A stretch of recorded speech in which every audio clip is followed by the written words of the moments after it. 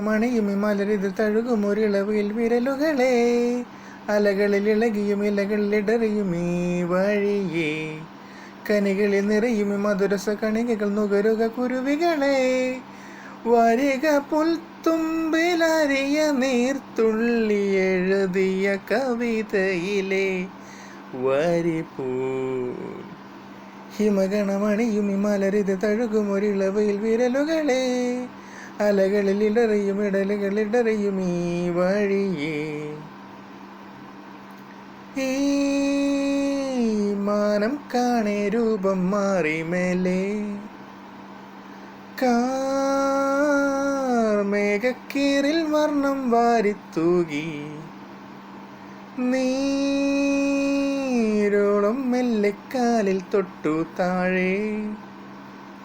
ആ താളച്ചേലിൽ നീന്തിത്തൂവൽ പോലെ